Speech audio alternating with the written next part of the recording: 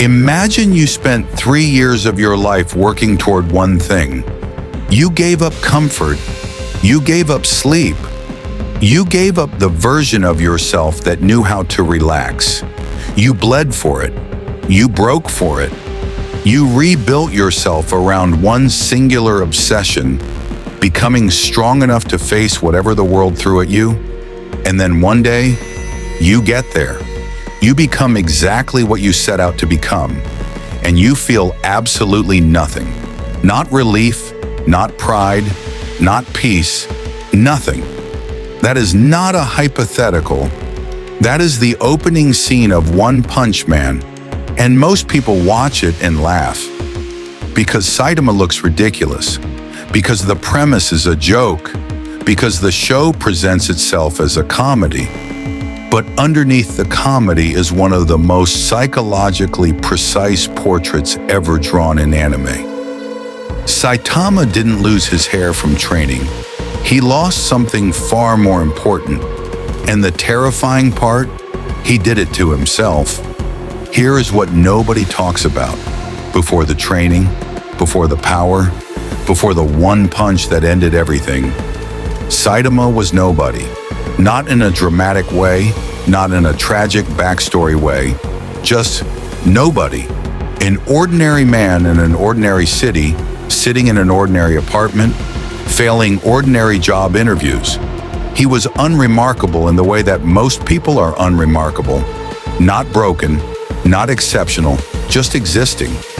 But there was one moment, one small, almost throwaway moment that the show gives us. Saitama is walking home from another failed interview, exhausted, defeated, carrying the specific tiredness of someone who is starting to suspect that nothing is ever going to change. And then a monster appears, and something shifts in him. Not fear, not survival instinct, something older than that. Something that had been sitting quietly at the bottom of him, waiting, a decision. He decided in that moment that he was going to become strong. Not for the city, not for justice, not for legacy or recognition. He decided because for the first time in his life, he felt something. That feeling was the most important thing Saitama ever had, and he traded it away. 3 years, 1,000 push-ups, 1,000 sit-ups, 1,000 squats, 10-kilometer runs, every single day, no days off, no exceptions, no ceiling. He chased the feeling by trying to manufacture the conditions that produced it. But feelings don't work that way. And somewhere in year 2, the feeling stopped coming back. There is a concept in psychology called habituation. It simply means this: the more you are exposed to something, the less you feel it. The first time you hear a song that moves you, it breaks you open. The 100th time, it's background noise. Saitama didn't just habituate to one thing, he habituated to everything.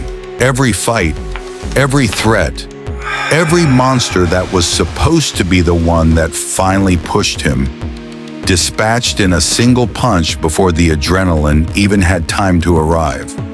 His body became limitless, and in doing so, his nervous system had nothing left to respond to. Think about what that actually means. The human experience of being alive is almost entirely built on contrast. Hot feels hot because you know cold. Victory feels like victory because you have felt defeat. Courage is only courage because fear was present first. Saitama removed the contrast, not intentionally, not carelessly. He simply trained so completely, so absolutely, that he crossed a threshold that cannot be uncrossed. And on the other side of that threshold, everything tastes the same. I want you to think about the most iconic image in One Punch Man. Not the punch, not the serious face, not the cape, the grocery list. Saitama standing in the middle of an apocalyptic battle. Monsters, explosions, the fate of millions at stake. Holding a grocery store flyer. Checking the sale on noodles. People laugh at this scene. It is funny. It is meant to be. But sit with it 1 second longer than the joke lasts. That grocery list is not laziness. That grocery list is Saitama's entire psychology on a single piece of paper. He has already calculated, below conscious thought, that the battle is not a real event. It will not challenge him. It will not hurt him. It will not produce anything he hasn't already felt 1,000 times, which is to say, nothing. So his brain redirects attention toward the only thing in that moment with any actual uncertainty. Will the noodles be on sale? He doesn't know. That is more interesting to him than any monster on Earth, because at least it's real. There is one exception.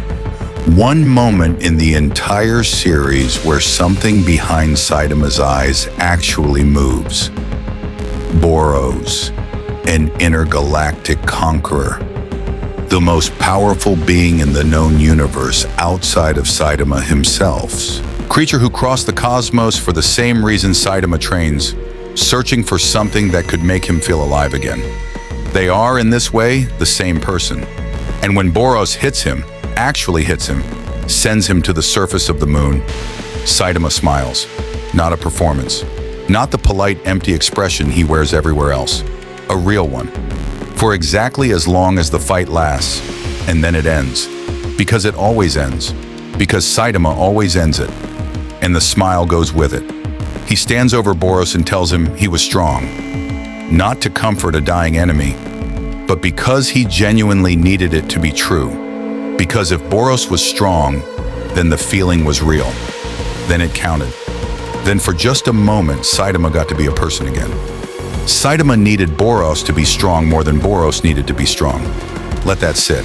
Here is what the show is actually asking. Not, can Saitama be beaten? But, what do you do when the thing you were chasing was never the destination? Saitama trained to feel something. He trained because that first spark, that moment of deciding, was the most alive he had ever felt. But he made the mistake that almost every human being makes. He confused the spark with the fire. The spark was never the power. The spark was the decision, the commitment. The morning he woke up and chose to try anyway, with no reason to believe it would work. That was the feeling. Not the strength at the end of it, the uncertainty in the middle of it. And by training until uncertainty was impossible, he didn't build himself up. He hollowed himself out. The final boss was never a monster. It was never a god-level threat or an alien emperor. The final boss was the moment Saitama crossed the finish line and realized he had been running from something, not toward it. He beat every enemy in front of him and lost the war inside him. I want to step outside the story for a moment, because this is not just about Saitama. This is about the version of you that has been chasing something, maybe for years, maybe your whole life. The promotion, the body, the number in the bank account. The moment when things finally feel stable and real and earned. And somewhere in that chase, you stopped asking whether the destination was actually what you needed. You just kept running, because the alternative was standing still and feeling how empty the running had made you. Saitama is the anime version of arriving, of getting everything you said you wanted, and finding the room empty. The show doesn't give you an answer. Saitama doesn't have a revelation that fixes it. He doesn't level up emotionally in a montage. He just keeps going, buying groceries, playing video games, showing up. And maybe that is the point. Maybe the answer is not to find a bigger enemy or a harder training arc. Maybe the answer is to stop treating your life like a boss battle that ends when you win. Because you will win. And the morning after, you still have to be a person. Saitama walked into that first fight with nothing. No power, no plan, no certainty.